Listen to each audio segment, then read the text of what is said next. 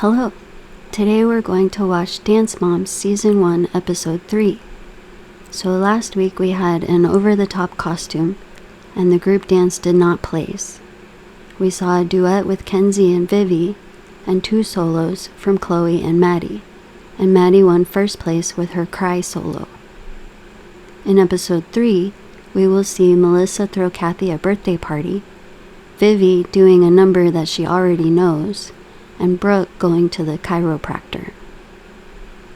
Episode 3 opens by showing us some class footages. Let's go, girls! Come on! The girls and the moms walk into the studio, and the girls sit down on the floor in front of the chalkboard. Vivian, where's your dance clothes? You need to be dressed and ready to dance when you walk in this building, yes? Well, she doesn't have socks on, but that's a much different response than the mom in Episode 1 got for not being dressed and ready to dance. Abby says she wants to recap a little bit about the competition. She tells the girls that there are some things that went on that maybe they're not aware of. She points to Nia and says, Your mom was upset about the costume. Then to Chloe and says her mom was upset. About the costume before you went on stage. Okay, why are we telling the girls that their mothers were upset? What are the girls supposed to do with this information? She hasn't said anything about the performances yet. This is how Pyramid starts. Your mothers were upset last weekend.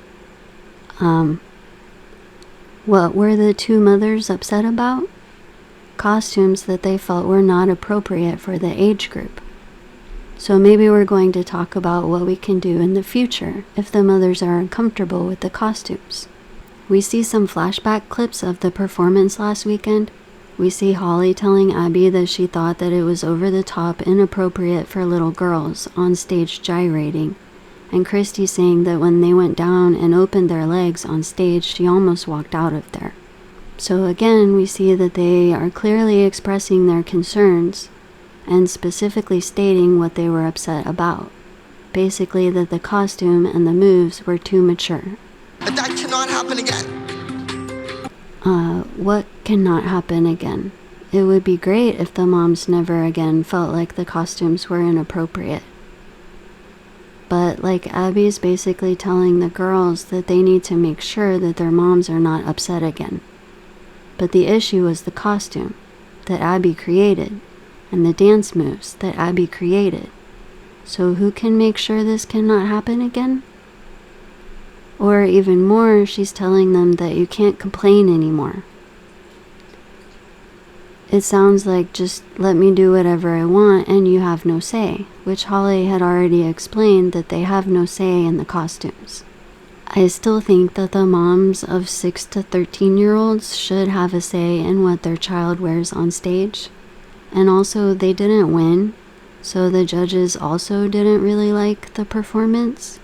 And the girls danced great. We all know why we lost last week. It was those hideous, trashy costumes.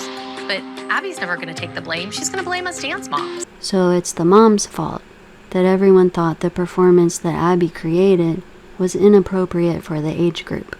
Abby continues with the pyramid with no actual input from anyone on what she said to the girls. She says, let's talk about what we're going to do this weekend. They're going to do an acrobatic gymnastics routine. Acrobatics is an art form. It uses the flexibility of the legs and the back to execute slow, controlled movement. So I really like this explanation. I feel like I learned something. The way she explains things in the confessionals is great. So Abby moves on to the pyramid part of Pyramid. She says that overall she evaluated all of their performances, and Maddie won the competition and the title, so she's going to stay right where she is, at the top of the pyramid. She did win, she did great, that's great. Yes? Maddie is at the top of the pyramid for her performance and her scoring and her overall behavior last weekend. Maddie did win. She worked really hard and did a great job. Abby did say before that the pyramid is based on other things too, like behavior and attendance, and that whoever's on the top is front and center in that week's dance. However, I chose to do an acrobatic routine this weekend, so I need to pull in my ringer and use Brooke because she's amazing. Okay, so Brooke is amazing at acrobatics. It's great that she gets to be front and center in the acro dance. But Maddie's on top of the pyramid. So this is one of the reasons a pyramid in general is tough, because Maddie is at the top because she won last week, but Brooke is the featured dancer this week, so who should be at the top? I don't know how I would feel if I was Brooke here. I think maybe I would feel a little taken advantage of. Like, you need me to lead, but I can't be at the top because Maddie. Brooke, I expect you to help the younger students. Okay, so not only is Brooke the lead in the dance, but she also has to help the others learn it. Like, she's a teaching assistant, and she's not even second on the pyramid. And I expect you to know the choreography first and be able to help everybody else. So I guess this makes sense since they're doing a style that Brooke is amazing at. But Abby often tells Brooke that she should be the role model for the other girls. Like, that Brooke should be more of an assistant than a student. But Abby has a teaching assistant. Her name is Gianna. Brooke is a student, just like the other ones. She just happens to be the oldest in the group. But that doesn't automatically mean that she will always be able to help the other girls, or that she would want to help everyone else. It's not Brooke's responsibility. I am shocked where Brooke's placed. Both of my girls are pretty good at acro, so why wasn't Brooke on the top?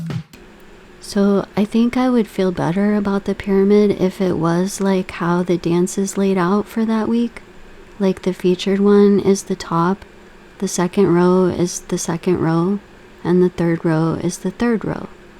That would make more sense and leave more opportunity for them to switch around based on that week's dance, or style, or theme. Basing it on last week is kind of like not starting fresh every week. It's being reminded that you didn't win last week. All right, Nia, Paige, you'll be doing the tumbling part and the acro part. So if this pyramid order was Brooke, Nia, Paige, that would make sense because that's the setup for the dance. Abby says she assigns based on last week's performance, but to be honest, I think the pyramid's really not going to change at all. She says that she thinks that Maddie will be at the top and Nia will always be at the bottom of the pyramid. Well, that's sad that she feels that way, but she's probably right. I guess we'll see. Abby continues and says to Vivian that because she's new here and doesn't really know all of their terminology, that Abby is going to work privately with her this week. And so you're going to do a solo at the competition this weekend. So it's great that Vivi is going to get some one-on-one time with Abby to help her catch up on their terminology. But her face and Cathy's face when Abby says that she's going to do a solo. But it'll be great. This is the greatest thing because I want Vivi to do the competition, the title winning. I want Vivi to be me. I want her to dance and be just like I was. So we talked before about when Abby said that the moms are reliving their childhoods through their daughters. And I said that I thought that all of them were there because the girls really wanted to be there. That the dancing was the girls' choice. I'm not entirely sure that I get that from Cathy at this point. It sounds like it's her idea for Vivi to dance, but she is a dance teacher, and so is Vivi's grandma, so it's kind of like the family business. So I get wanting Vivi to want that too. So for Cathy, it's not so much reliving through Vivi, but that she wants Vivi to be just like her, to love dancing. But is that different? So far we know that Vivi doesn't like pink, but she did say that she likes to dance and play baseball. Abby tells the girls to get up and get ready to rehearse and thanks the moms and tells Vivi again, Forget, you need to be in dance clothes whenever you walk in this room, ready to go. All right. I'm glad that she didn't kick Vivi out of the studio, I guess because she at least doesn't have socks on.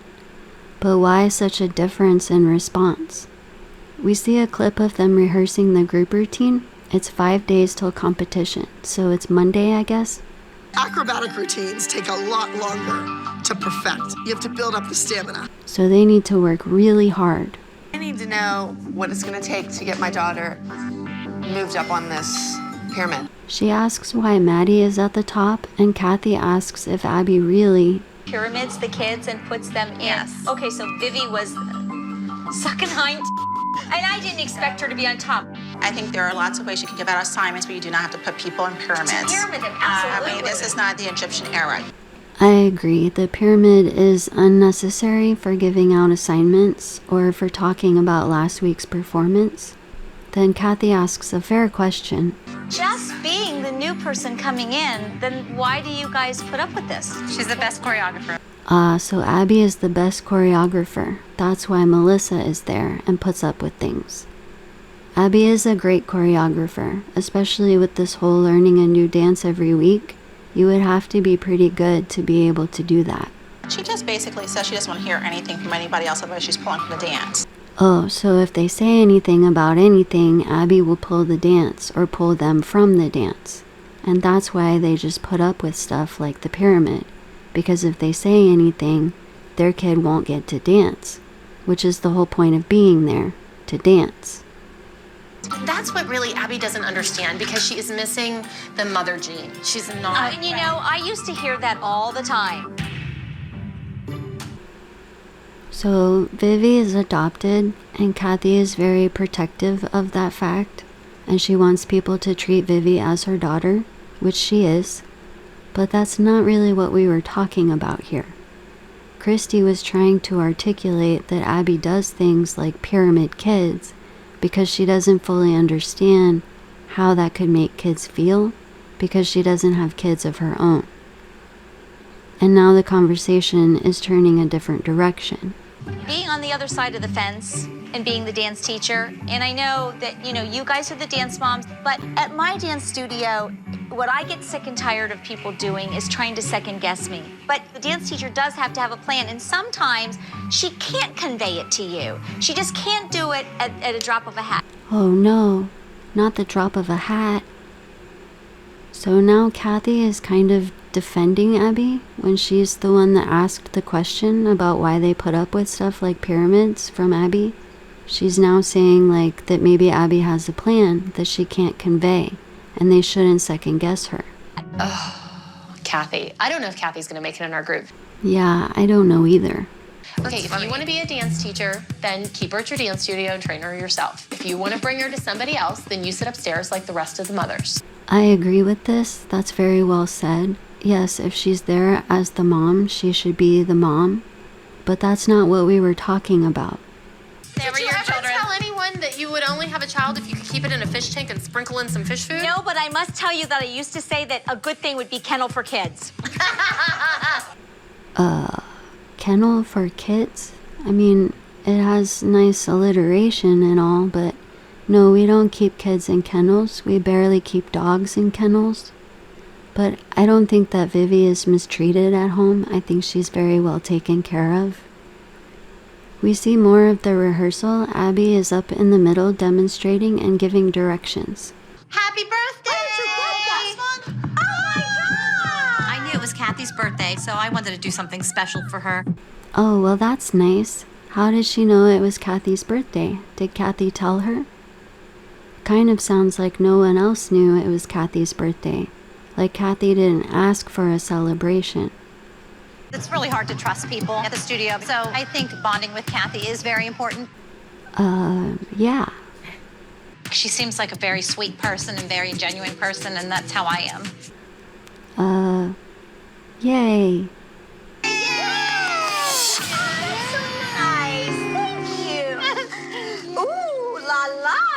Melissa being friends with Cathy doesn't surprise me at all. Melissa always becomes friends with the new people in the studio. So Melissa works at the front desk at the studio, so she kind of is like the spokesperson for the studio. She's the first one that people meet, and she's very good at it. She's very nice and welcoming. She buys people presents and celebrates their birthdays for them. I think she has a hard time keeping friends because people see through her. Melissa seems very nice. This is only episode 3, so we don't really know anything about anything yet, but Melissa presents as a very kind person. But Kelly doesn't seem impressed with this impromptu birthday party. If Melissa wanted to celebrate Cathy's birthday, like genuinely wanted to celebrate a day of birth, why didn't she tell the other moms? And at least give them the option of participating and bringing something. It seems like they didn't know about it. And I feel like at least Holly would have brought something like a card. I don't know much about cake making, but to me that cake looks homemade. It's pretty good if it is, I like it. But perhaps Melissa even baked and decorated a cake? Did the girls know? Did she buy the cake? Is it weird to not tell the other moms that you're bringing a gift and a cake? But also, whose idea was it? We don't really know. And she's cutting it with a fork, so she didn't bring a knife? She is very good at making friends, then using them for a personal gain. That's just how Melissa rolls. So Kelly and Christi seem to be of the same mind here. They don't seem to like this birthday party that they knew nothing about. But we can't say for sure if their confessional interview parts were related to the birthday party because we don't know when they were filmed. We go back to rehearsal and the girls are practicing the acrobatic routine. They look good, they're in sync, it's going well. This is an acro dance. Everybody knows that's Brooke's forte. Absolutely. Brooke should be front and center. Maddie's not front and center in this dance. She's in the second row. Oh, but she's at the top of the pyramid. I know. It has nothing to do with the acro dance. I guarantee it. What does it have to do with then? That's kind of the point here. One of the pyramid explanations is that it's supposed to be who's featured in the dance that week. Abby had to bring in her acro ringer, Brooke, so Brooke should be the featured dancer this week.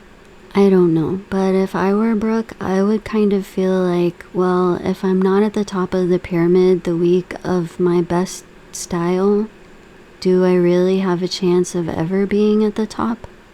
And then Kelly says, I don't know. I'm gonna go ask her. Go ahead.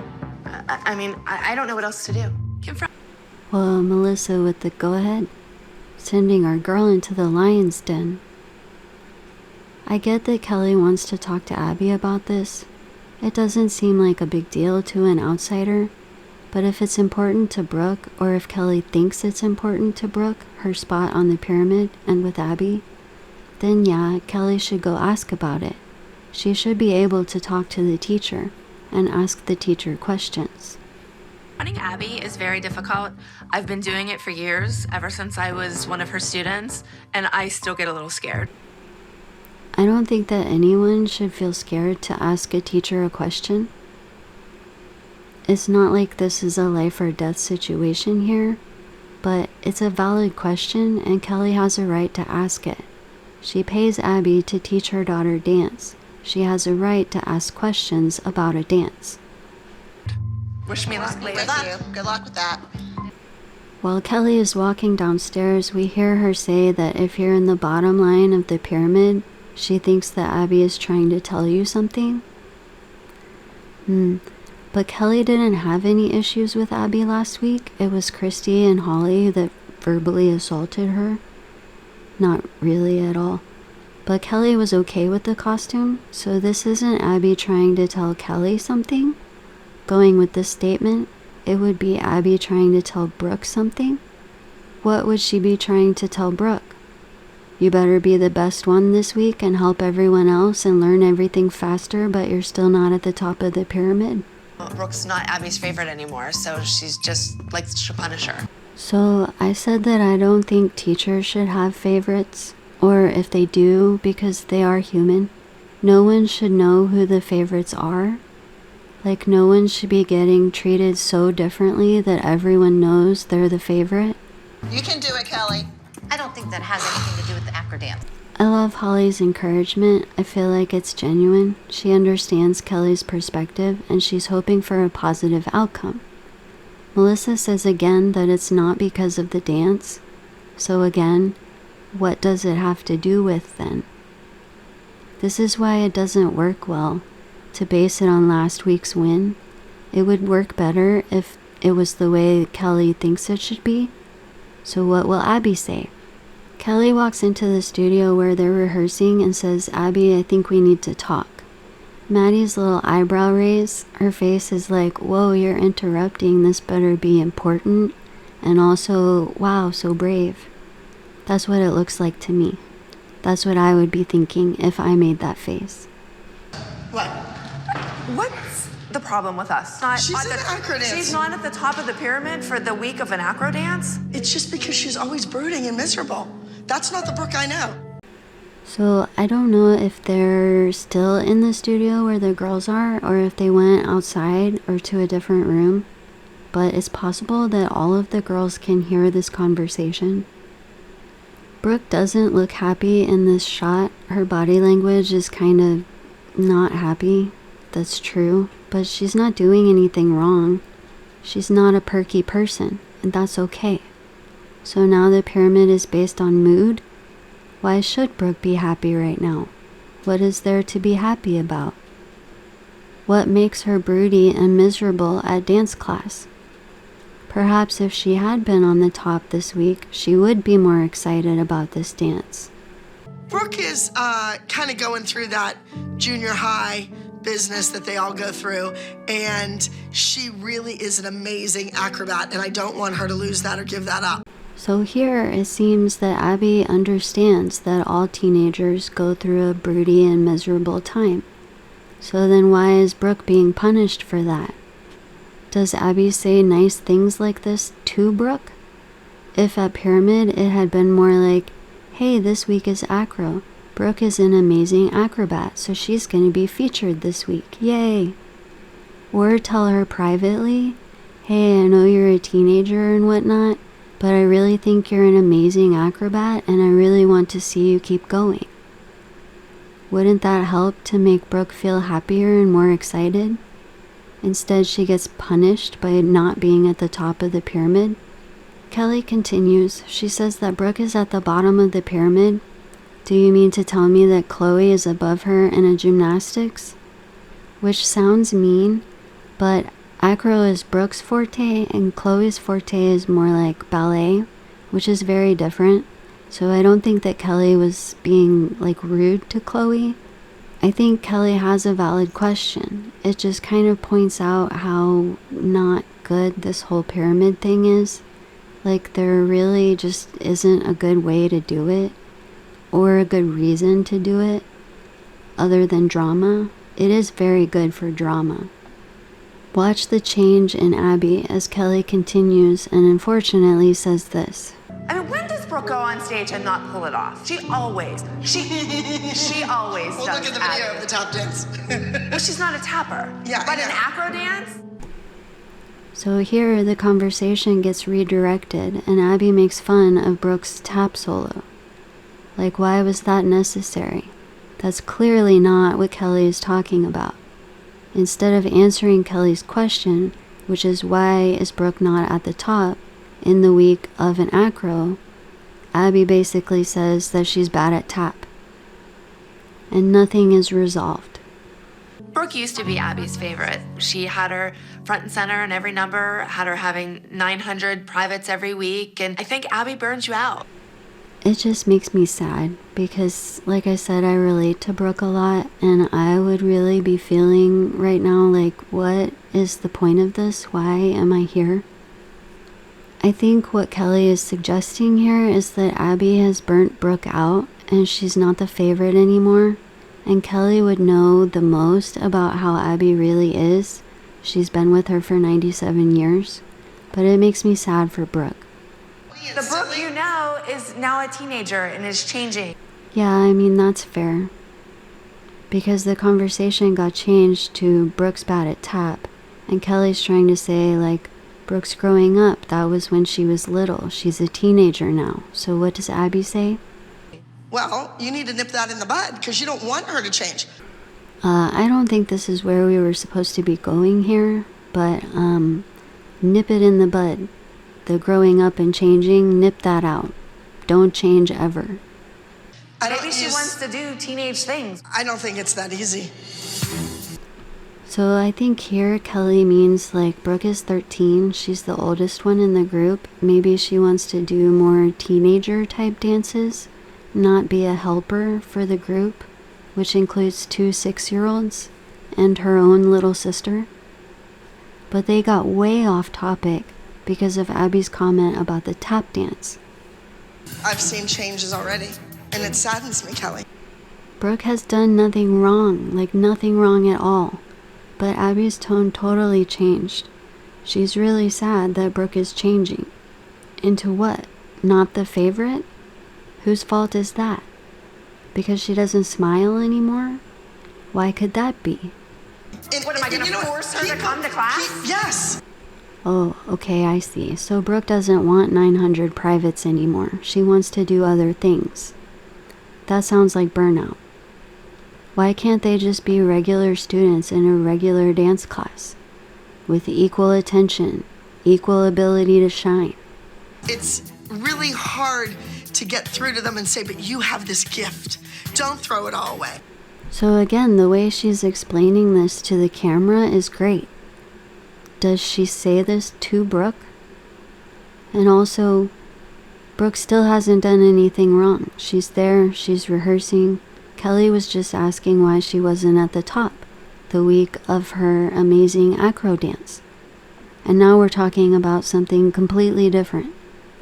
I know you're very happy with your life. You have a wonderful house. You have a wonderful husband. You got a nice guy. But Kelly, think of what you could have been. You settled. Something really very different.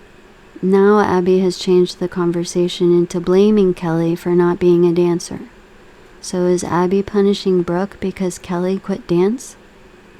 I guess it's nice that she said that Brooke and Paige's dad is a nice guy, especially if they're right there listening to this. I don't know though, it kind of maybe just a little bit sounds like Abby might have some jealousy towards Kelly. And Abby says again that Kelly settled and that she's letting her kid do the same thing. Brooke has done nothing wrong. She's there. She's doing what she's supposed to do.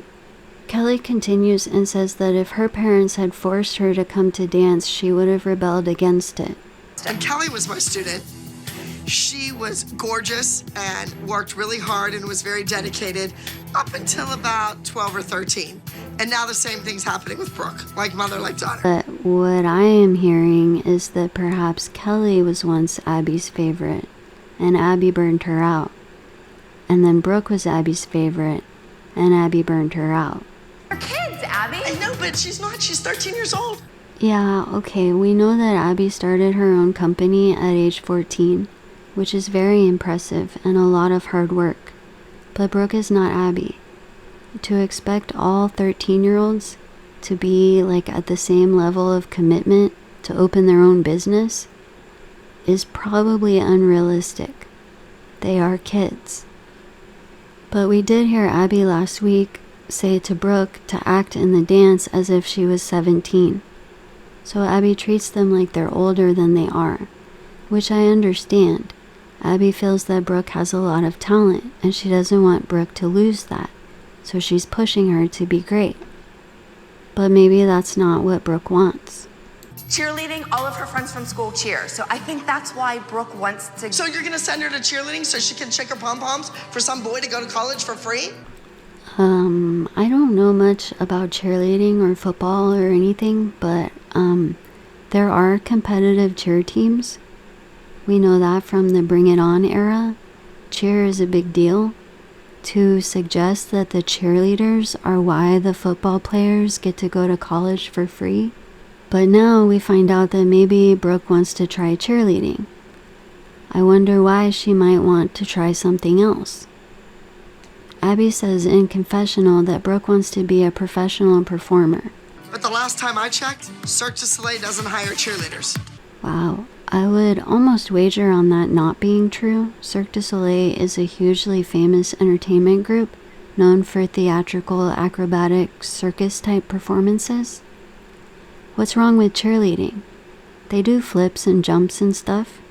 Is it because there's no music? They make their own music with their bodies? Is it because they wear the same costume every time? Is it the football players? There are male dancers. Why doesn't Abby like cheerleaders? And why so haughty about it? I'm a little confused here. The conversation is finished and they go their separate ways, and Abby goes into the studio where it looks like older kids are, and Kelly goes back upstairs. So maybe they weren't in the same studio with the girls, but it's hard to tell. Abby says, let's go, let's get back to work. Abby's crazy. I don't think Abby's ever forgiven me for quitting dance. Ah, there it is. She continues and says that she's moved on, she has a life, she has a family now. And at the end of the day, all Abby has is an empty studio. So Kelly goes back to sit with the moms and tell them how her talk with Abby went. No matter what I said, I wasn't getting ahead. Like, that's not fair. No, it's not fair. If Abby is punishing Brooke because Kelly quit dance 97 years ago. And then Kelly wraps this whole thing up nicely. It's the acro number. Brooke should be featured, whether she wants to come to dance or not. I agree. She's there, she's doing what she's supposed to do, whether she wants to or not. So it's the next day, it's 4 days till competition, and we're at Kelly's house. She's getting the girls ready to go to dance. She says that it's 4 o'clock and they have to be there at 4:30, and it takes 20 minutes to get there. So they gotta go. The girls are like clearly still eating dinner, I guess. They probably just got home from school or something. They have to eat really fast and then go to dance. They're still wearing their street clothes and perhaps socks even. I feel like I'm dancing too much just because I never have time to hang out with my friends because they're always inviting me to do stuff, but I can never do it because of dance. Yeah, so if dance is 4:30 till 10 or 11, they have competition out of town every weekend. They go to school all day. She doesn't have time to do anything else. So it sounds like similar to what we saw with Chloe last week. Sometimes they just need a break. I know this is crazy, but what if they had 1 day off a week? Or not even a whole day. They could just go to the mall or see a movie or something and then go to dance. Just a couple of hours 1 day a week to do what they want to do. But Abby would say, well, if you get a job on Broadway, you'll be working 8 days a week, so suck it up. Kelly is calling up for Brooke, who went upstairs to her room. I feel like my mom really wants me to dance just because she doesn't want me to screw up and quit dance and be a cheerleader like she did. Okay, so now we are starting to hear that they do things for their moms. But quitting dancing is far from screwing up. Being a cheerleader is far from screwing up. But I guess we see maybe why Abby doesn't like cheerleaders. Maybe it is personal for her. So Kelly calls up to Brooke that she's leaving, and Brooke says, I don't want to go. And Kelly says, too bad. I'm concerned Brooke's gonna quit dance like I did when I was little, and I really don't want her to make the same mistakes I made. So I get why someone would want their 13-year-old to have a thing that they do, somewhere they go every day that keeps them out of trouble, keep them from falling into the wrong crowd and such. I get that. But it doesn't have to be dance. I guess it would be natural for a parent to start with what they did. That makes sense. I was a dancer. You should try dancing. That's fine. But Brooke is starting to express that maybe she doesn't want to dance, or at least that maybe she wants to try something else. And that's also fine. Kelly calls upstairs, Brooke, I'm leaving without you. And Brooke says quietly, I don't care. I mean, there's a cameraman in her room, so Kelly can't really leave without her. Does she have to drive the cameraman too? So Kelly walks upstairs and into Brooke's room and asks why she doesn't want to go. Kelly is a little frustrated because they're going to be late, and that's off with their heads on a platter and whatnot. But she kind of knows what's going on, so she's not upset. Her tone is calm. Brooke says, because, and Kelly says, because why? And Brooke says, it's boring. Like I said, that I relate to Brooke and the idea of the facial expressions not matching what they're supposed to be. but it's also the tone sometimes. Like here, the tone sounds rude, but it's not the person you're talking to that made you upset, but sometimes it can come out toward that person. So I feel like we see that here with Brooke. She realized that she's being rude to her mom and that she's not really mad at her mom, but her mom is the one who takes her to dance. So her mom is the one that gets the rude tone. I point it out because I really like the way that Kelly handles this. She doesn't get mad. She's not like, don't be rude to me. She knows that Brooke doesn't mean to take it out on her. She knows that's not the issue here. So she stays very calm and patient about it. And I like that. We see a clip of Kelly in a confessional saying that Brooke reminds her a lot of herself when she was that age. Back in Brooke's room, she's explaining that her friends asked her to go to the mall, but she can't go because she has dance, like always.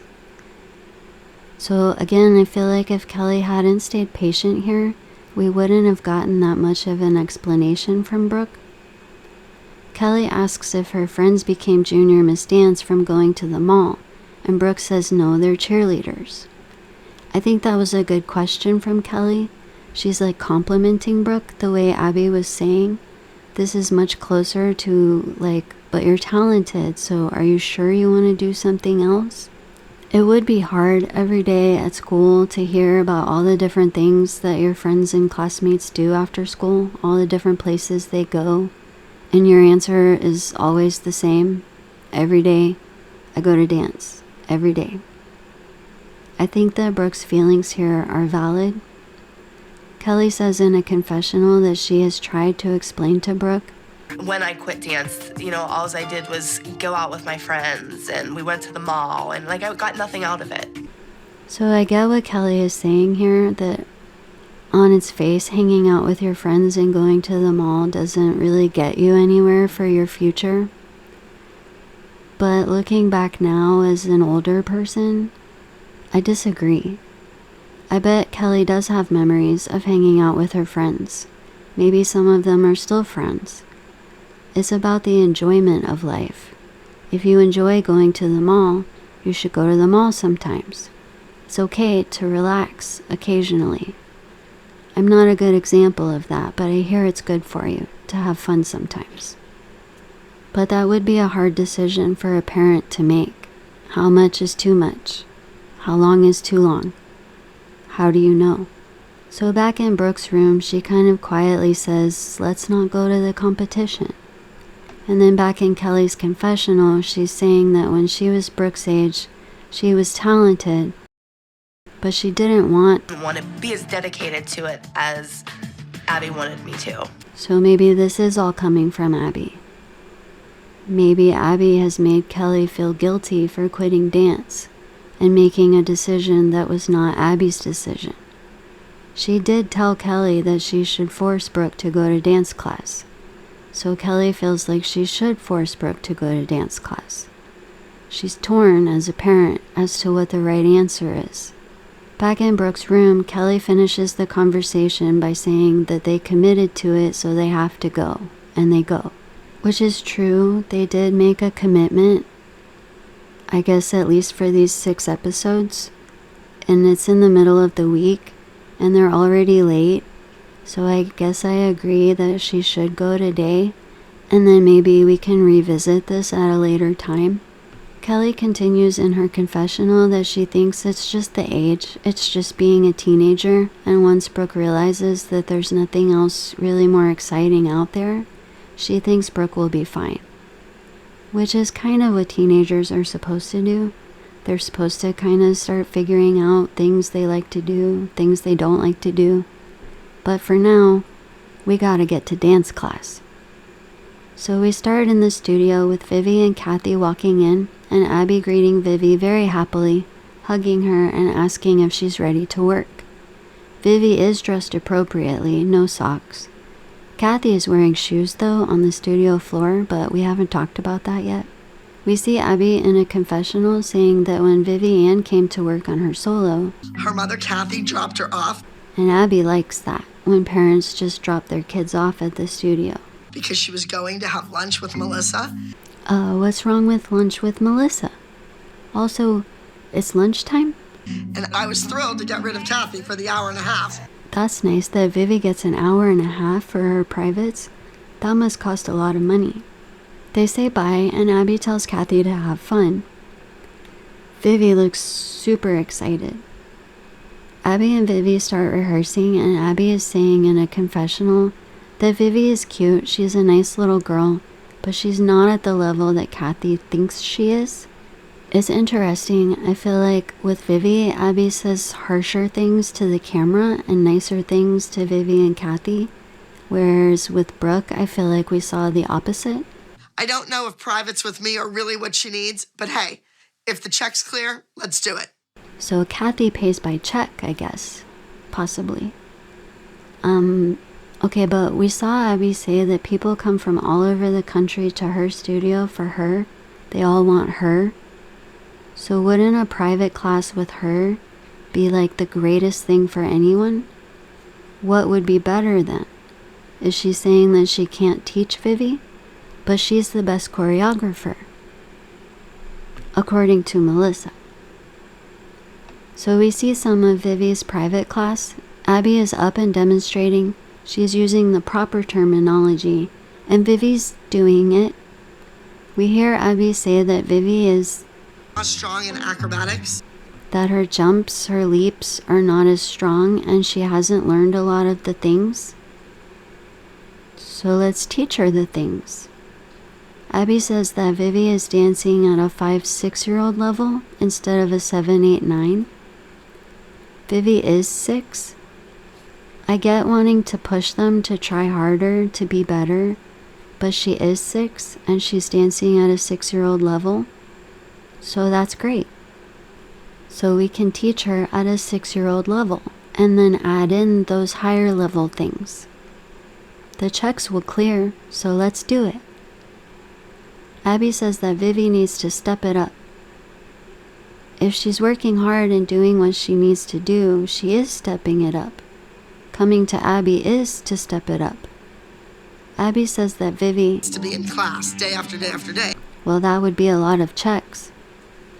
Abby says that once Vivi is with the dance company, she's going to be more independent. And now we'll see if Cathy can handle that. Vivi being more independent, I think that's kind of what Cathy wanted in bringing Vivi to the studio. So this should be the perfect match. They continue with the private lesson, and we go to lunch with Cathy and Melissa. We hear Cathy saying in a confessional that she decided to invite Melissa out to lunch. Well, that's nice, since Melissa threw her a birthday party. Cathy continues saying that information is power, and she thinks that if Melissa wants to be her friend, then I can get some very useful dirt about the other dance moms. Okay, so it's not because Melissa threw her a party and got her a gift, or just to be nice. It's to get dirt on the other moms. Let's see how that goes. Now, do you know the other husbands, like Christy's husband? Yes. So I don't know if this is like the first thing that Cathy brought up. She's eating a chip here, so they at least have their appetizers. What do they do professionally? Melissa starts with Kelly's husband and tells Cathy his job. Cathy asks about Christy's husband, and Melissa answers. Cathy asks, what about Holly's husband? And Melissa answers. She seems happy to talk about the husband's jobs. Cathy seems a little disappointed that one of them works at a hospital but isn't a doctor. I'm kind of intrigued by what his job there was. But then we move on to... So, what does your husband do? And there it is. That's where we were going with this, to ask about Melissa's husband.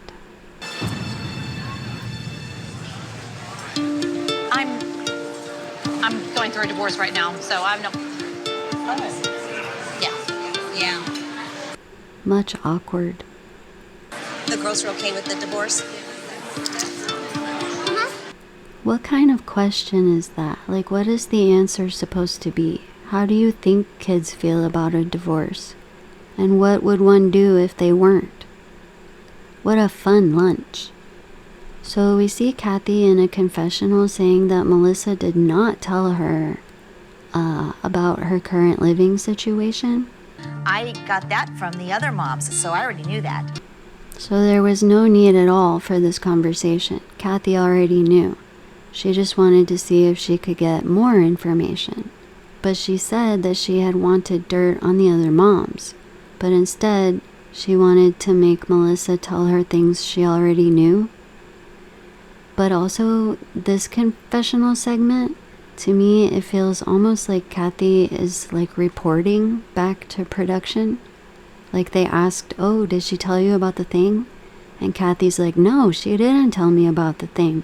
I had to get that from the other moms. It's harder to tell in these earlier episodes what production had input on, but some of the later stuff makes me look at all of it with that possibility in mind. Well, back to lunch. It doesn't seem, Melissa, like you're like really, really, really close with some of those other moms. No. I mean, that's okay. They don't really need to be besties. Their kids go to the same dance class. You can't trust anybody. Well, in general, I suppose I agree with that. Melissa's in charge of scheduling private lessons, so I may need a favor from time to time. A favor in getting a class scheduled? Does not everyone get private classes? Wouldn't that be Abby's decision? Or does she mean like to get the good times? Are there times that are better? I told her if she needed to talk about anything, that she could definitely come and confide to me. Oh, well, that's nice. Or confide. Like tell Cathy things she wouldn't tell the other moms? But I'm busy. I'm not going through a divorce. Oh, okay, but only when you're not busy. I have a new BFF. I think so too. I feel sorry for people that are going through divorces, but I'm happy with my life. So back to the studio, Abby is asking the girls if anyone knows where Paige and Brooke are. Why are they late? Abby says in a confessional that this acrobatic... Tina's just not coming along as quickly as I would like. They need to start picking it up. Well, it's the second day, and 2 of them aren't even there yet, so... Okay. We see Brooke and Paige arrive. They're still in their street clothes, so they better change in the den and take their socks off. They walk in, and Abby says, you guys are late. Go over there and start warming up, and watch what they've done so far, because she did a whole lot. Logistically, they can't be more than 10, maybe 15 minutes late, unless something else happened that we didn't see. I understand late is late. We go upstairs to the moms, and Christi already guesses that Brooke came home from wherever she was and didn't want to go to dance class. So what, did Brooke come home and didn't want to come? No, she didn't want to come because it's a break at school and her friends were all going to the mall. Christi says, yeah, it's hard to be 13. And Kelly says, exactly. How do you tell her that she can't go to the mall with her friends?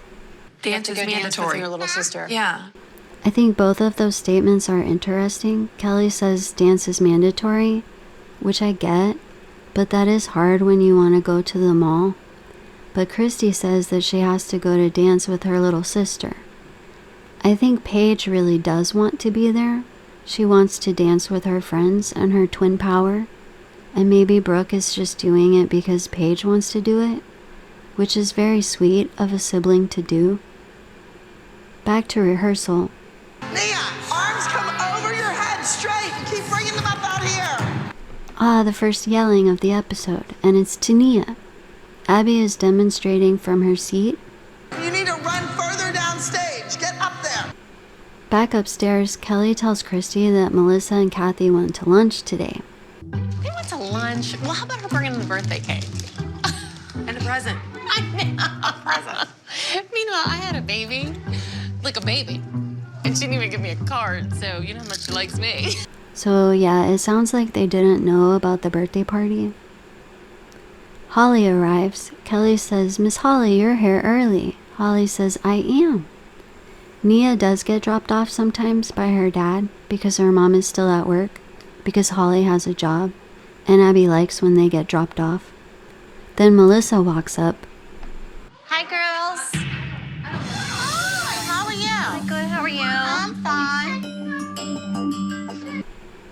All right, well, that was a nice exchange between Holly and Melissa. I went to lunch today with Cathy. Did you? She's funny. I didn't see anything funny, but maybe she'll tell us a funny story. I like Melissa a lot, but I don't trust her. Why wouldn't someone trust someone? So what did Cathy have to say? Does she like it here? That's a fair question. It's not rude or prying. Just, does she like it here? We really didn't talk about that much, but she did say that it's very unorganized. We didn't see that at lunch. We saw Cathy say that last week, right there in the mezzanine when they were stoning the group dance costumes. And I said that I thought that it wasn't a lack of organization, that it was intentionally organized that way. So this is interesting of Melissa to say that Cathy said that again at lunch. I feel like if Cathy had said that again at lunch, we would have seen a clip of it. I've caught her a lot of times lying to me. It's hard to call somebody that lies to you a friend. I mean, that's true. If you can't trust someone, they're probably not your friend. You should be able to trust your friends. That's what friends are. But their studio is very competitive. They're competitive against one another. Not really the kids, but more the parent. Yeah. We didn't hear any of that at lunch either. Doesn't surprise me. So, what did you have to say about me? Nothing? Oh, the way she turned around, though. Kelly doesn't believe that at all, that Melissa didn't say anything about her. How about your husbands? You talked about my husband? All of them. Really? So, what the hell did you talk about? What did you talk about? What an awkward thing this lunch was. I don't blame the moms for being like, wait, what? Why would they talk about the husbands? She just asked about the husbands. It is a little weird, and Cathy asked specifically what the husbands did professionally, which is like the nicest, most normal way to ask about someone's husband. Melissa could have just said that Cathy asked about their professions. I think the moms would feel a lot better instead of just saying, we talked about your husbands. First of all, you don't really even know my husband. It's true, she couldn't explain his job. Second, why aren't you telling her about your situation? Because you're the one in the middle of a divorce. So she did kind of tell Cathy about the divorce part. Does she know you're separated? Yeah, I'm not talking about it though. That's kind of not fair. Like, we didn't see Melissa saying anything really negative about the husbands, which is good, but she was eager to talk about them. And then to come back and tell the other moms, oh, we were talking about your husband, and then, oh, but I'm not talking about mine. It's really awkward. I don't understand why Melissa even brought that up. Oh, by the way, Cathy was asking about your husband. It just seemed weird. Yeah, I agree. It's a little weird, the way it was brought up, and the way it was explained. We had a good time. It was nice. If you're gonna gossip about anybody's home situation and their men, you need to talk about yourself. What's good for the goose is good for the gander. It's the next day. It's 2 days till competition. Abby is telling the girls that wherever you're near a big city, the kids are going to be amazing. Got it? So give me a high five. LA has good actors. What am I supposed to do with this information? That's really all she said? That was their pre-rehearsal meeting? Big city, amazing kids. Isn't Pittsburgh like a big city too? And then they start, and Abby says to, I think, Brooke, Stop looking at your mother. I am the coach. Look at this. Your knees bent, your supporting foot's not turned out. like, I understand not being distracted while you're working, but I just really get uncomfortable with the telling of the children not to look at their mothers. It feels weird to me as a sentence. Maybe they got distracted looking at their mothers and bent their knees and turned their supporting foot the wrong way. While they're practicing, we hear Abby say that they have 2 days till competition, and her lead in the acrobatic routine, Brooke, is dragging her feet and slowing all the production down. We kind of see that in the footage. Brooke is just standing there like she's waiting on a bus. Just kidding. They kind of all are just doing stuff separately. It doesn't look together yet. It doesn't look like it's Brooke though. But we know that Brooke doesn't really want to be there, like we can see that. But I also haven't heard anything positive said to her.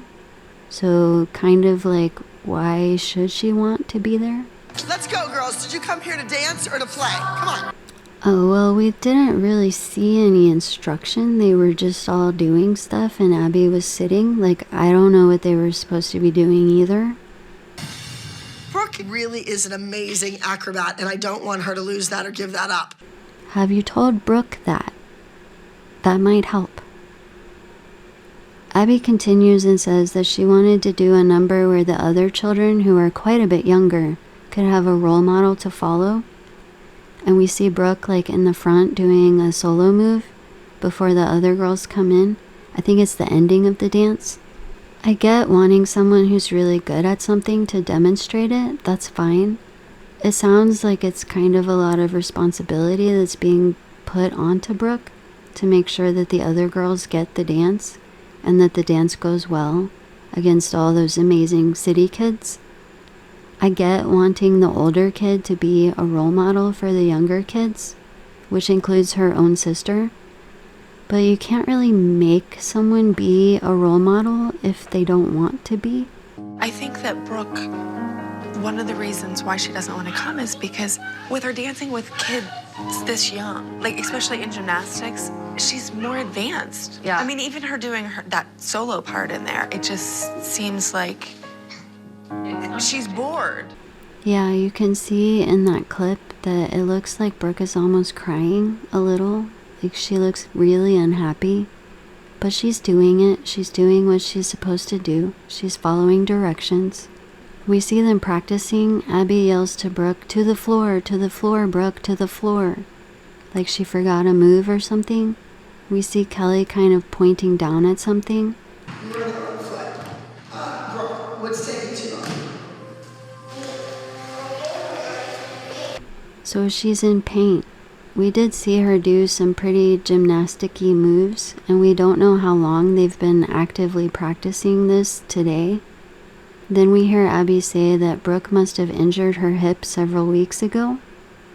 So it's an injury that Abby knew about for several weeks. Perhaps that's why she didn't get to the floor.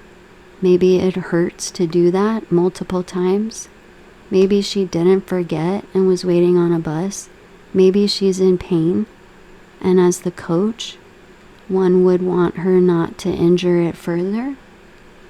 And it's now inflamed and it's bothering her because we're doing all these new routines. Can she take a break or get some ice? Or maybe do less gymnastics-y stuff until it's healed? So Brooke goes upstairs. Christi is saying she has to figure something out, looking at her phone. Kelly is folding a costume. Brooke tells Kelly that her hip is hurting, which is the same thing that Chloe said last week, that it was her hip that was hurting. Is that weird? Are they doing moves that hurt their hips? Kelly says what? And Brooke repeats that her hip is still hurting.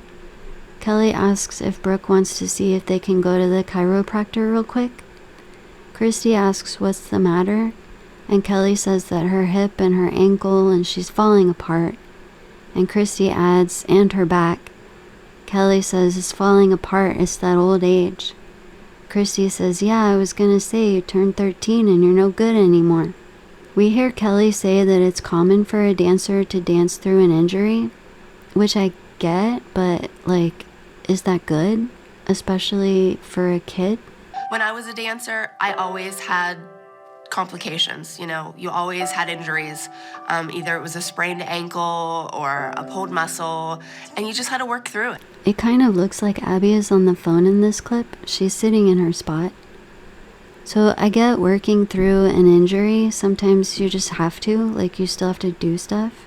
And I don't know sports, but isn't that like what warm-ups and cool-downs are for? So that you don't pull a muscle or sprain an ankle? Like, are they doing moves that their bodies aren't ready for? Are they overworking specific muscle groups? Or is this totally normal and you just gotta suck it up? Then we go to Cathy's house. There's a cute scene of Cathy saying that Vivi's lunchbox is wet, and Vivi says it's probably because my applesauce. Would it do have an explosion? Oh my God, Vivi. That always happens. But this? Oh my gosh. What is that? I don't know. I don't understand what you did. Well, she didn't secure the lid properly. I hate when that happens. Spilled applesauce in a lunchbox is the worst. Then we see Vivi doing a pose and Cathy correcting it and physically helping her put her foot in the right spot, and then Cathy says that's beautiful. She didn't yell, she didn't say you're doing it wrong. She physically assisted Vivi in getting into the correct pose. It's like a tree pose. And then when Vivi is in the correct pose, Cathy says that's beautiful. So now Vivi knows exactly how to stand to make it beautiful. Like I know what it's supposed to look like now. It was very clear and kind instruction. Vivi Ann is a beautiful little girl. If I start to discipline her now on etiquette and appearance, she is going to grow up to be a very poised young woman. Yeah, that's true. That sounds okay to me. So we go to Vivi's room, I guess, and Cathy asks her to tell her about her solo. Oh, because Cathy hasn't seen it because she was at lunch with Melissa. And Vivi is kind of, She says, I don't know. And Cathy asks if she wants to do her solo this weekend. Vivi shakes her head and says, no, I don't want to do it.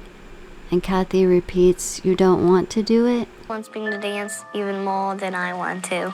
So Cathy tries to encourage Vivi by saying that she can stand at the side of the stage, and Vivi shakes her head. Cathy says she can count for Vivi, and Vivi says no.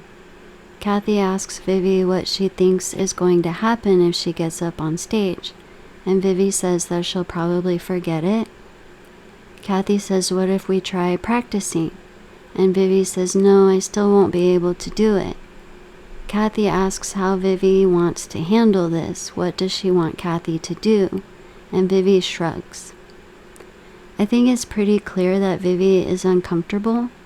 It could be the cameraman in her room, but I understand Cathy wanting to encourage her. But I think there's some communication issues here. I think Vivi doesn't want to do a dance at all, but Cathy is thinking that she's like just nervous about the new solo. So she's trying to encourage her.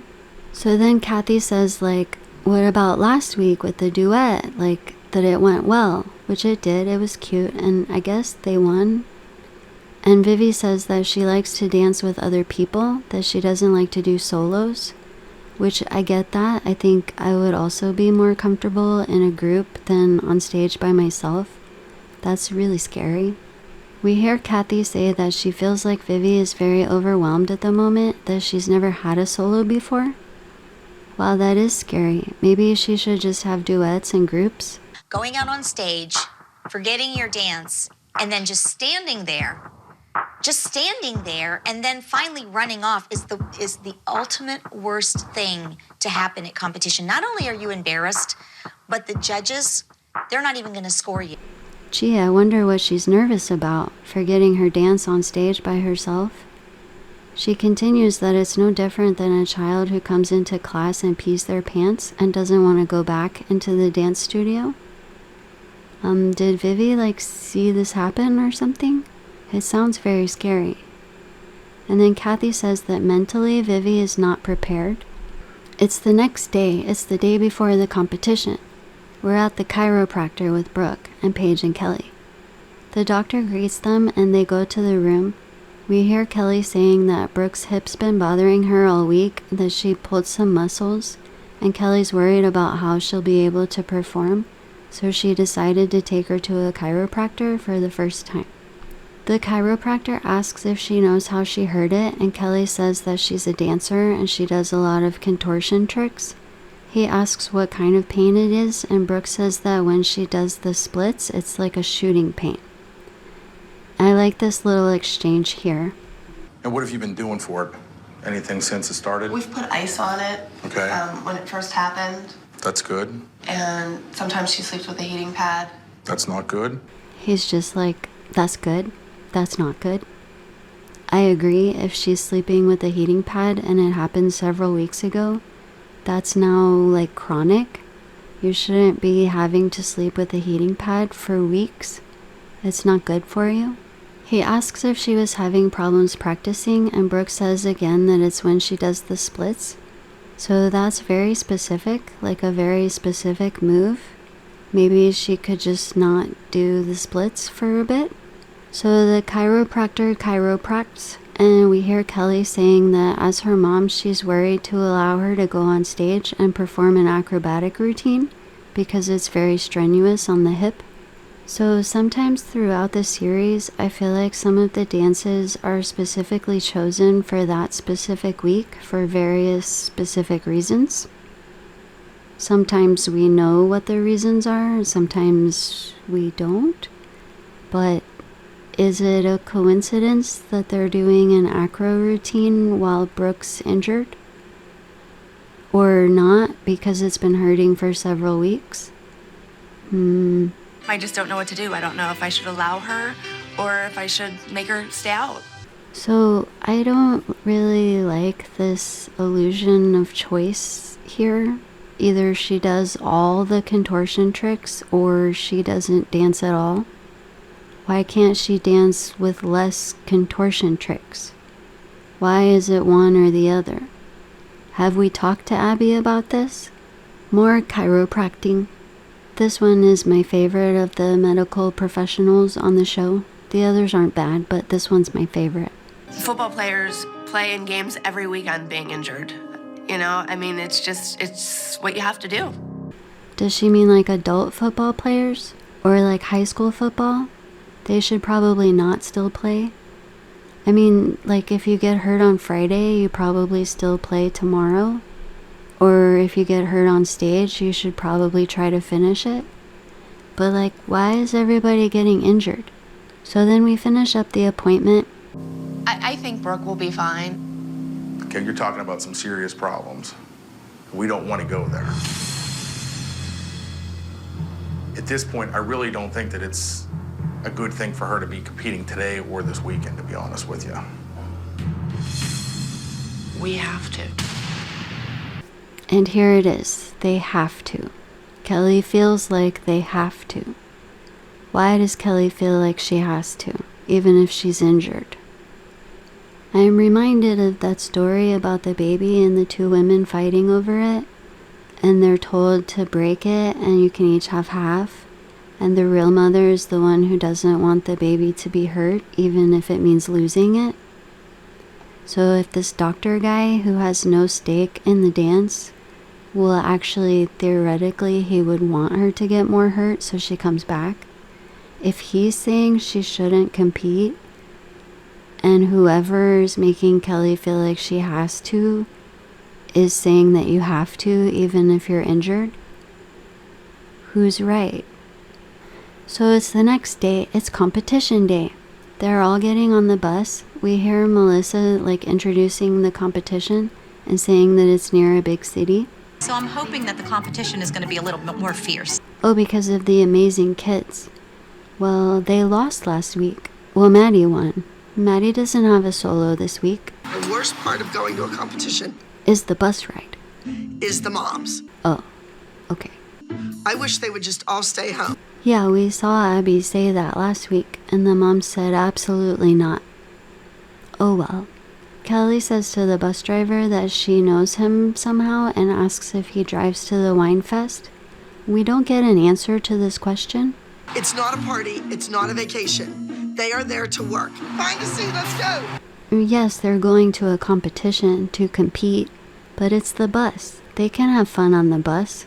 Or do they have to get ready on the bus again? Bus driver, if you go out of here and go to the right, we're going to take 2 streets and hit the parkway. He knows where he's going. They always get there. Abby is a nightmare to ride on a bus with. Keep going straight. Bus driver! That's funny. Bus driver. He's thinking, where did I pick the short stick to end up with this bra? So they drive and drive. Some are sleeping, some are doing makeup. Kelly asks Melissa where her new BFF Cathy is today. And then we see Cathy and Vivi in the car. We hear Melissa say in confessional that Cathy chose to drive because it was like a 6-hour drive, so she drove herself to the competition. And they lived like 2 hours from Abby's studio, so maybe for them it was only a 4-hour drive. That would make sense. Kelly says to Melissa that she thinks Cathy just didn't want to ride the bus, and Melissa agrees that she didn't like the bus, and then they show Cathy being bus sick from last week. So that's fair, it's Cathy's choice. So in the car, Cathy asks Vivi if she's excited about where they're going, and she says yeah. Cathy says that when we get there, we're gonna be all smiles. And Vivi smiles and says okay. Cathy says, and how about pointed toes and straight knees? And Vivi says yeah. Back on the bus. My hip hurts. Does it feel bruised or does it feel like hurt inside? Inside. It still hurts the same way it did before. I feel like Brooke is clearly communicating that she's had pain in the same spot for several weeks. It's hard to be a kid and feel like no one is listening to you. But I understand that Kelly feels like she has to, so she's trying to be as encouraging as possible. With Brooke being the feature acrobat of this dance, if she does not compete this weekend, we will lose the competition. I understand if the whole dance is choreographed to have Brooke like front and center and then she's not there, it might look weird. Like the dance might not make as much sense. But the judges won't know that there was supposed to be a person there. Like it doesn't necessarily mean that they would lose. That's a lot of responsibility on Brooke's hip. I think I hurt my hip while I was dancing, and I went to the doctor to see what was wrong with it. They think I strained it. I'm not a doctor, but a strain sounds different than a sprain. A sprain would be like a sudden thing, and a strain sounds like it's been repeatedly strained, like a long-term repeated movements thing. That's not good. And Brooke said it's mainly when she does a split type movement. Why can't she be the featured acrobat and not do a split type movement? We can't choreograph something different for those parts? But we haven't heard Abby's thoughts on this yet. You just have to grind that down. Those hip flexors, they catch on the bone as she's growing, and you need to open that turnout up. So as it happens, it grinds down, and then it won't hurt anymore. What? Again, isn't that what stretching is for? Do they not stretch? Do they not have stretch class?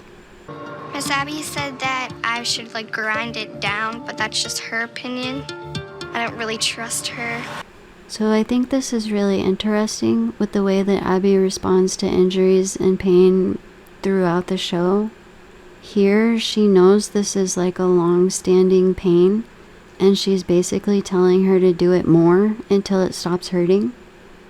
And Brooke said the sentence, I don't really trust her.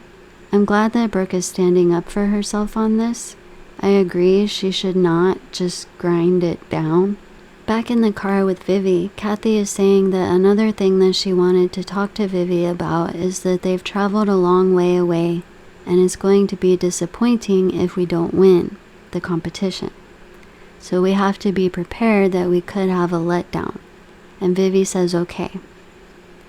I get wanting to be positive, but also being realistic, but I don't think Vivi really cares if she wins, so it's okay. And then Cathy kind of tells Vivi to use a lighter voice and emphasize the K.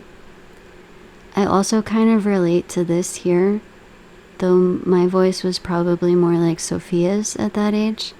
But just people telling me to use a different voice or say something in a different way, it makes me do the opposite. Like my brain can no longer do it in that way because you told me to do it in that way. But Vivi responds well. She tries to say it lighterly. The bus arrives, and Christi is saying that they finally arrived. She was so grateful. Usually when we go to dance competitions, we arrive the night before, but not today. Of course, we're only arriving 2 hours early. Well, that's interesting. So they do stay in hotels usually. Why did they not do that this time?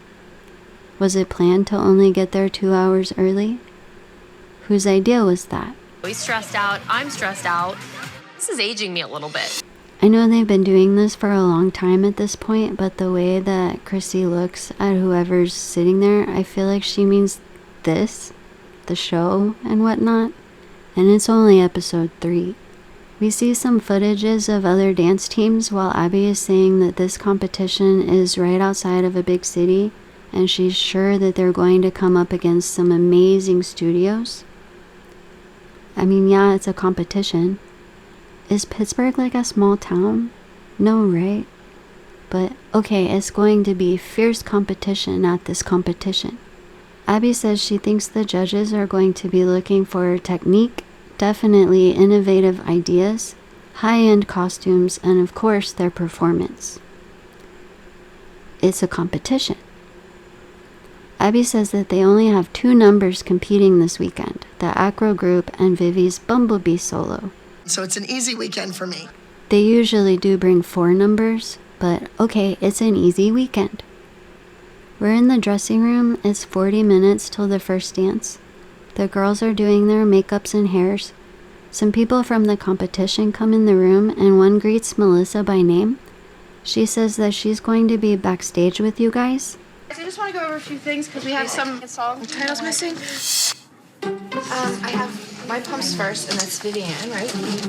No, it's not My Pumps. It's called Bumblebee. Wait, doesn't someone have a My Pumps dance later? It was Cathy's dance? Bumblebee? But what's... Yes, you want to come with me? What is this? That's what I'm confused about. We need to... Okay.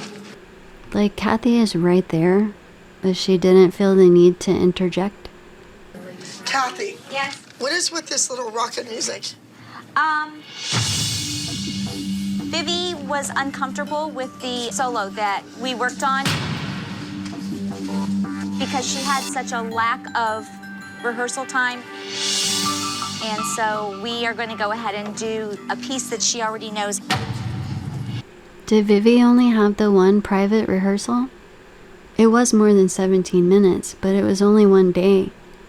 They should have talked about this before, though, and not let the competition people be all confused. That's not fair to them. Our whole team is there to root for Vivian so that she feels like part of the company. Well, that's nice. Cathy informs me that she's going to do another routine. I'm like, what? Yeah, Cathy should have mentioned this before. She could have said it as soon as they got there. I'm just changing this to independent entry. You're doing what? You're changing it to independent? Yes. She's not going to be going underneath your name? I didn't do this number. I agree with Abby here. She had no idea it was sprung on her last minute. Abby hates this last minute crap. So I agree for this situation it should be independent. And that would be okay, right? But she's going to be representing you. Not with a number I didn't do. In a costume I didn't design. Okay. Can I see you outside, please? Yeah, it's probably a good idea to go in the hallway now. But I still agree with Abby here. Maddie's face again is like, ooh, you better be careful. We kind of went against the philosophy of Abby, so consequently we had the wrath of Abby upon us. Well, yeah, that's just cause and effect. Please, we need to change this independent thing because it's important to us. I've never seen her even do the number. I know, you're going to have to trust me. Can Vivi just show Abby the dance real quick? Abby, listen to me. I'm not one of these dance moms. Oh, because she's a dance teacher and one of Abby's colleagues. That's actually even more why she shouldn't compete a number Abby didn't create under Abby's name. Cathy says that yes, she is Vivi's mom, and they're involved in dance, but she's not that hysterical dance mom. And that she knows what is correct to take to stage. She says that she and Abby are over here, and if she has to make an executive decision, then Abby has to trust her, just as she would trust Abby. Cathy, I came through. I got the costume finished. The dance was finished. Any other kid, whether their mother's a dance teacher or their mother's a swimming coach, would have had that dance nailed down. Right, because Cathy said that Vivi was uncomfortable with the solo because of a lack of rehearsal time. So Abby says basically that any other kid would have been able to get it down.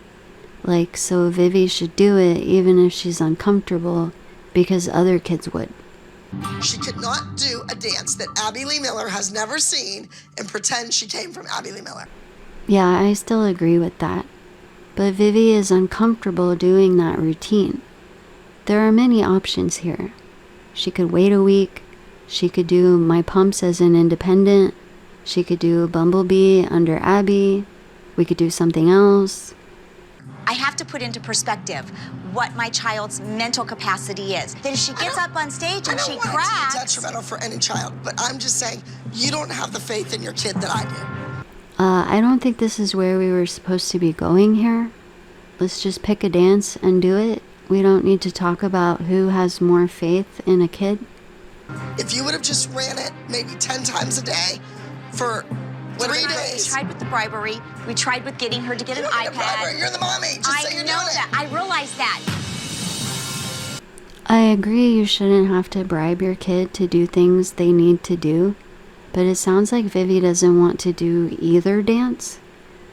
But right now we should just figure out what's going on stage. I want to see her dance first. Okay, so you Give me that respect. When she goes out for awards, I want her in something red and black. Or a costume. Okay. Okay, well that sounds okay. It's resolved. Moms that go against me don't last very long. They are hurting their children. Right, so moms that open their mouths ruin their children, and moms that go against Abby are hurting their children. Abby did look kind of upset in that clip with the Bumblebee costume right there next to her. I do really think that Cathy should have said all of this earlier than right now, but here we are. So Cathy and Vivi go to practice in the hallway, and what do you know, her other costume is black and red. That's fortunate. We hear Cathy say in a confessional that in changing Vivi's solo, she knew the response she was going to get from Abby. Is that why she wasn't going to bring it up at all? Just surprise Abby when Vivi goes on stage in a different costume with different music? That sounds like a terrible idea. Cathy says that she and Abby are going to have to work together. Well, I suppose they could have worked on it together at Vivi's private rehearsal, but Cathy was at lunch with Melissa. Cathy says that Abby likes to say that she is her colleague, and that Cathy may have to have special favors that's different than the other moms. But this isn't really even like a special favor. It's kind of almost like breaking the rules, because Cathy is probably like a registered studio, so it's kind of not okay to compete under a different name with the routine that she made. Woman is crazy. That's funny. Is she talking to the other moms though? Then Abby proceeds to say things like Vivi's eyelashes are up here in the wrong place, that she has bobby pins that are silver and gold and brown and black, all in the kid's head, and she's a hot mess, and Abby's name and reputation are on the line. Like, so I get this, it sounds really mean to just pick on her costume, but Abby prides herself on her costuming. So if she's feeling like Vivi's costume isn't up to her caliber of what she wants to put on stage under her name, I think that's a valid feeling. She kind of really does sound worried, like actually worried about what it's gonna look like. Cathy and Vivi are done practicing, they're walking out, and Cathy says like, don't worry, if you forget what you're doing, just shake your butt. This is a sentence that is said too often, I think, on this show. And production put this one in captions on the screen, so they agree. So we walk to the stage, we get a few clips of other dancers. Abby looks a little worried in the audience.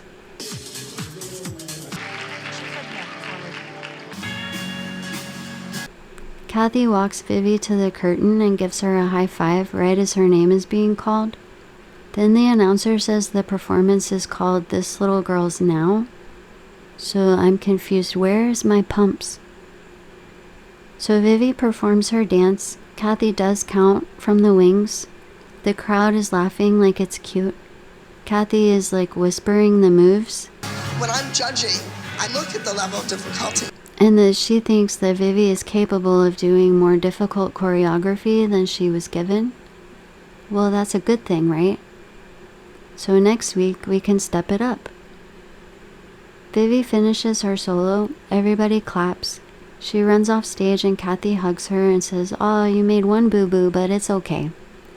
We hear Abby say that she is going to pry Vivi away from her mother and cut those apron strings and make her a better dancer. I don't think it's necessary to pry her away from her mother to make her a better dancer. Just work on it with her in those daily privates. Vivi wins 7th place, and they call her up on the stage, and the lady asks, "Who taught you this number?" And the name of her dance studio. Vivi Ann said her mother's studio. I don't know if that was on purpose or if her mother didn't rehearse her on Abby Lee Dance Company.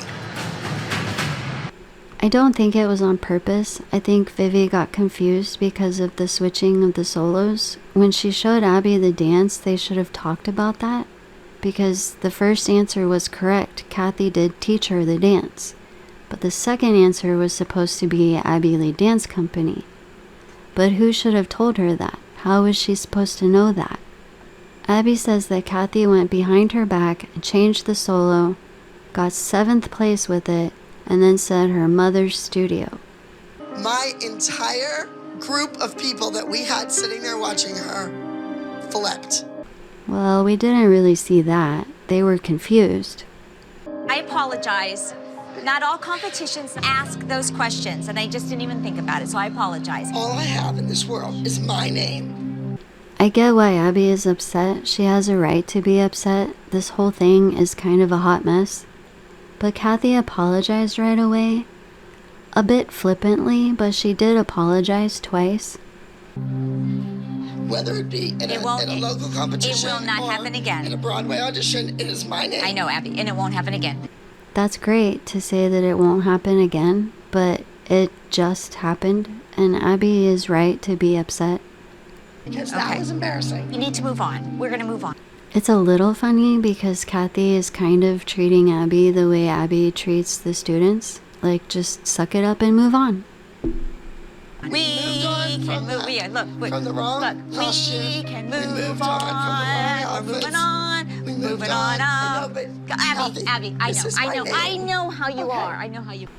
It's really a very dismissive response from Cathy. She's trying to make it funny, but Abby is clearly stating her feelings and getting a dance. It's a little funny. Abby and I have kind of been at each other all morning, all because of this whole choreography thing. Well, yeah, it is kind of a thing. We are actually going to be leaving early today. All right, guys, we will see you later. Are you leaving? Yes, we're leaving.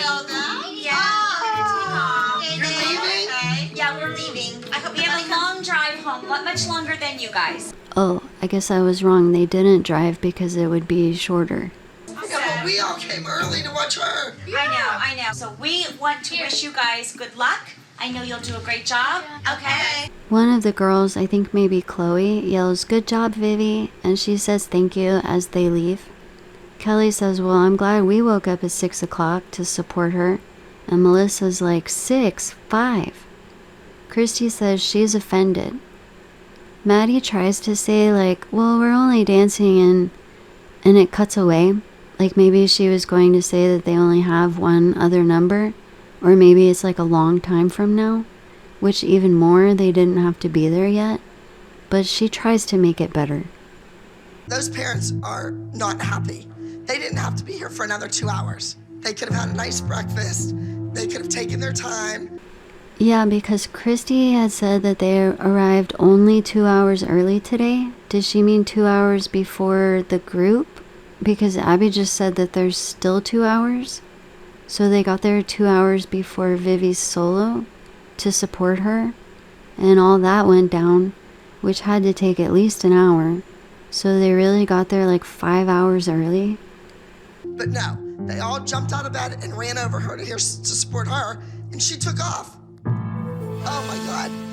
Looks like Abby is regretting the day she let Cathy into the studio. We see some more dances, and Brooke is stretching in the hallway. Well, what part hurts? Nine. Why are you crying now? I think, like that scene from earlier, here Brooke is in pain and she got snippy with her mom, but she's not mad at her mom, so now she feels bad for taking it out on her mom. And also, I think partially because maybe there isn't like a specific part of this dance that hurts because the whole thing hurts. So like she doesn't know how to answer that question. It's very overwhelming. So Kelly goes over to her and comforts her and asks what's the matter. And Brooke doesn't really answer. She's crying. I just don't know what's going on with her. Brooke never cries. She says that if Brooke is hurt, that she doesn't want her to hold anything back from her, especially with her being a teenager. She wants her to be as open with her as possible. Well, she has said many times that she's in pain. But I guess she has to do the dance, so Kelly tries to encourage her. So I don't know if she was just feeling pressure of going out on stage and not being able to do her best, or if she just was really hurting. I don't know if she can pull it off. I think it's probably a combination of that. If she is in pain, she wouldn't be able to do the movements as confidently and fluidly as she normally would. So that would be pressure. And she's the featured dancer, so that's pressure. And she has to do it, so that's pressure. Well, I got emotional before the number because I'm really nervous about doing my acro routine. I'm not sure if I'll be able to do all the tricks because of my hip pain. They go on stage, they're doing good, and you can see a few moves that I think is what Brooke is talking about. One where she pulls her leg from behind her head all the way up and then pops down. And then the same thing but on the floor. And that's probably the spot that hurts. While they're performing, we hear Kelly saying that Brooke's the type of girl that even if it bothers her, she's going to go out there and do what she needs to do. She's not going to change it. She's not going to mark it down. Is that why she was the favorite? Because she does it full out every time? All dancers get injuries, have pain, part of the job. Well, all right then. I'm glad she did a great job. It was a lot of contortion type moves. Abby says she's really proud of the girls, especially Brooke, because she had a rough week and she came through. She hit all of her tumbling passes, all of the acro moves, and really was a great leader and a good role model for the rest of the kids. She had a rough week because she was in pain. A great role model of the even if it hurts, you still do it. I mean, I guess that's true. Is that in contrast to Vivi, who didn't do it even if it was uncomfortable? But good for Brooke, she did great. Will she be at the top of the pyramid next week? When I sit in the audience and I listen to the awards, either you won it all or you didn't even place. And so it's really nerve-wracking. We go to the awards. The group wins a special judges award. It's great to receive a special judges award. That kind of tells me that they appreciated what I'm doing and that it stood out to them among all the other numbers. Well, it was probably all the contortion type moves that Brooke did. But Abby did the choreography, so they both stood out, I guess. That's good. The group wins first place. Hooray! The announcer says that they were so close to a perfect score and asks who is teaching them so well. Chloe is the closest to him, and she answers Miss Abby, which is cute. And he says, Miss Abby, you have great dancers up here, and asks if all the girls really are best friends. I don't know why he would ask that, but Chloe says, of course, which is also cute. We hear Brooke saying that she was very nervous because her hip, and she didn't think she would be able to do a lot of the things. But I guess we pulled it off because we got first place. She says that this weekend her friends asked her to go to the mall with them and there was 2 parties going on, but since they won, everything turned out okay. So maybe she felt like if they had lost, it would be her fault, and that would make missing out on all the fun stuff even harder if they had lost.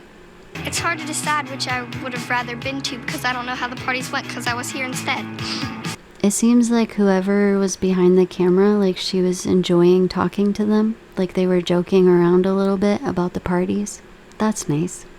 We hear Kelly say that she's very proud of Brooke for pushing through it and dealing with the pain and getting up there and doing her best, and that she did a great job and they won, and it feels good to win. The girls are on stage taking pictures. Abby is telling them, smile, Brooke, arms pretty, good, shoot it, like she's directing a photo shoot. Abby says that winning the overall first place is the best that you can be. That's it. You came to win and you win. So they won. That's great. Ice cream for everyone. It's my job as their teacher and their coach to keep them grounded. Like grounded? I don't think any of the girls like really have an ego problem. They're all hard workers. So Monday when we go back into the studio, I have to knock them down a few pegs. Oh, why? You have to keep a dancer humble. There's always room for improvement.